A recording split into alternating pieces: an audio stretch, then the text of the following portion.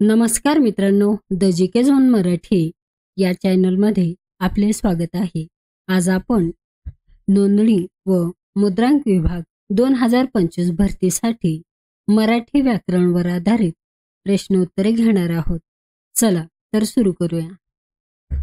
खालील अधोरेखित संख्या विशेषण शब्दाचा पोट प्रकार सांगा. आता यापुढे एकेकाने यावे.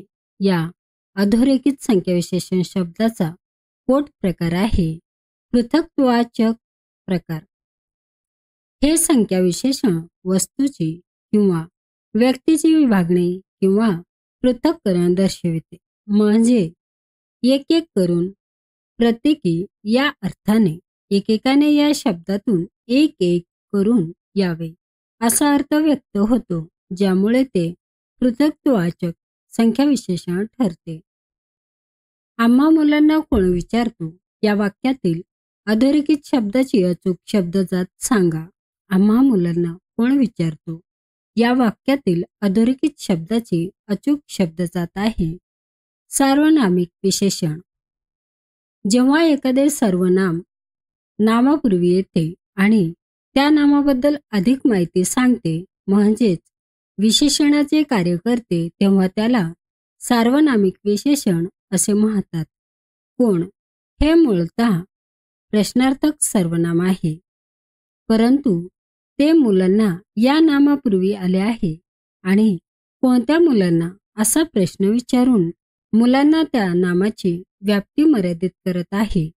म्हणजेच येथे कोण हे सर्वनाम असूनही विशेषणाचे कार्य करत आहे.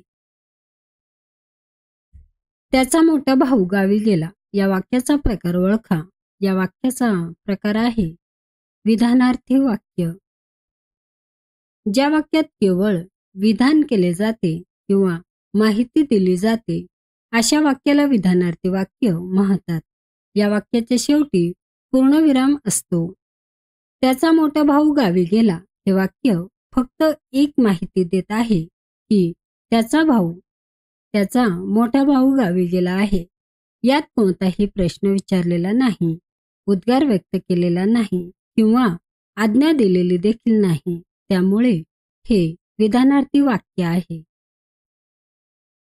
वाक्यातील क्रियापदाचा कर्ता किंवा कर्म यांच्याशी पुरुष, लिंग, वचन या बाबतीत अन्वय किंवा अनन्वय म्हणजेच प्रयोग होय. मराठी व्याकरणात प्रयोग म्हणजे वाक्यातील क्रियापदाचे रूप कर्त्याच्या लिंग, वचन, पुरुष यानुसार बदलते की कर्माचा लिंग, वचन, पुरुष यानुसार बदलते किंवा ते कशावरही अवलंबून न राहता स्वतंत्र राहते हे तपासणे. या अन्वय किंवा अनन्वय यावरून प्रयोगाचे मुख्य 3 प्रकार पडतात.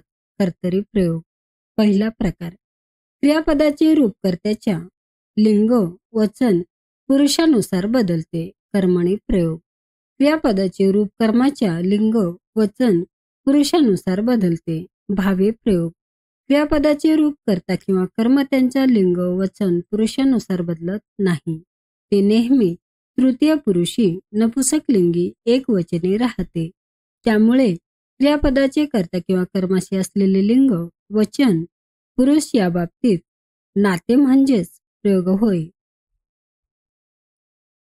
टाळा, अनरसा, इडूक, मिडूक, शिकेकाई हे शब्द कोणत्या भाषेतून मराठीत आले आहे? हे शब्द तेलुगू या भाषेतून मराठीत आले आहे. टाळा, घर बंद करण्यासाठी वापरण्यात येणारी वस्तू, दक्षिणेकडील बोलीतून आलेला. अनारसा, एक प्रकारचा गोड पदार्थ. इडूक मिडूक, लहान सहान वस्तू किंवा सामान. शिकेकाई, केस धुण्यासाठी वापरले जाणारे वनस्पतीजन्य साहित्य. तेलुगू आणि तामिळ भाषांमधून आलेले आहे. नास्तिक, नापसंत, अनादर, अपुरा, अयोग्य ही पदे कोणत्या समासाची आहेत? ही पदे नत्र तत्पुरुष समासाची आहेत. या समासात पहिले पद नकारार्थी असते, म्हणजेच ते नत्र, नाही या अर्थाचा बोध करून देते. हे अ, अन, ना, गैर, बिन अशा उपसर्ग किंवा अव्ययांच्या रूपात येते. या समासात मूळ शब्दाच्या विरुद्ध किंवा नकारात्मक अर्थ व्यक्त होतो. चहाडी करणे, भांडण करणे या अर्थाचा वाक्यप्रचार ओळखा. या अर्थाचा वाक्यप्रचार आहे कलागती लावणे. कलागती लावणे या वाक्यप्रचाराचा अर्थ दोन व्यक्ती किंवा गटांमध्ये भांडणे लावून देणे, चहाड्या करणे किंवा वैमनस्य निर्माण करणे असा होतो. मी जे जे पाहिले, अनुभवले ते मी साहित्यातून मांडले. या वाक्यातील प्रधान वाक्य ओळखा. या वाक्यातील प्रधान वाक्य आहे साहित्यातून मांडले. हे वाक्य संयुक्त वाक्य आहे, ज्यात एक मुख्य प्रधान वाक्य आणि एक किंवा अधिक गौण वाक्य आहेत. मी जे जे पाहिले, अनुभवले हे एक गौण वाक्य आहे, कारण ते या शब्दाने दुसऱ्या भागाशी जोडले गेले आहे. ते मी साहित्यातून मांडले हे प्रधान वाक्य आहे, कारण मुख्य क्रियापद मांडले यामध्ये आहे आणि ते संपूर्ण विधानाचा केंद्रबिंदू आहे. साहित्यातून मांडले हे पूर्ण प्रधान क्रियापद असलेले विधान आहे. यालाच प्रधान वाक्य असे म्हणतात. चंदन करणे या वाक्यप्रचाराचा अर्थ सांगा. चंदन करणे म्हणजेच नाश करणे. हा वाक्यप्रचार एखाद्या गोष्टीचा पूर्णपणे विध्वंस करणे, तिला नष्ट करणे किंवा एखाद्याला पूर्णपणे उद्ध्वस्त करणे या अर्थाने वापरला जातो. हसरा मुलगा या वाक्यातील हसरा या शब्दातील रा हा प्रत्यय कोणत्या अर्थाचा आहे? रा हा प्रत्यय युक्तार्थक या अर्थाचा आहे. हसरा हा शब्द हसू या नामातून तयार झालेला आहे.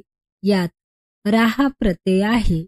हसरा म्हणजे हसणाऱ्या भावनेने युक्त म्हणजेच ज्याच्याकडे हसू आहे असा मुलगा. अशा प्रकारे रा हा प्रत्यय युक्त असल्याचे दर्शवतो, म्हणजेच ज्याच्याकडे काही आहे असे सूचित करतो. ज्या वाक्यात एकच उद्देश्य व एकच विधेय असते त्याला टिंबटिंब म्हणतात. ज्या वाक्यात एकच उद्देश्य व एकच विधेय असते त्याला केवल वाक्य असे म्हणतात. उद्देश्य, सब्जेक्ट आणि विधेयक जर एकच असतील आणि पूर्ण विचार फक्त एका विधानात व्यक्त केला जात असेल तर असे वाक्य केवल वाक्य, सिंपल सेंटेन्स असते. अशा वाक्यात कोणतेही उपवाक्य किंवा जोडवाक्य नसतात. आमचे शरीर सुदृढ व्हावे म्हणून आम्ही योगासने करतो. हे विधान वाक्याच्या प्रकारात येते. हे विधान मिश्र वाक्याच्या प्रकारात येते. मिश्र वाक्यात एक प्रधान वाक्य म्हणजेच मुख्य वाक्य आणि एक किंवा अधिक गौण वाक्य अवलंबित वाक्य असतात. गौण वाक्य प्रधान वाक्यावर अवलंबून असतात आणि ती प्रधान वाक्याचा अर्थ अधिक स्पष्ट करतात.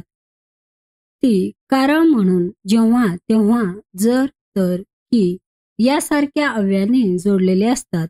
गौण वाक्य प्रधान वाक्यांचा उद्देश दर्शवते, त्यामुळे हे उद्देशबोधक क्रियाविशेषण उपवाक्य आहे. या रचनेमुळे हे वाक्य मिश्र वाक्य ठरते. मित्रांनो, चॅनल आवडला असेल तर प्लीज नक्कीच सबस्क्राईब करा, व्हिडिओ लाईक करा. धन्यवाद.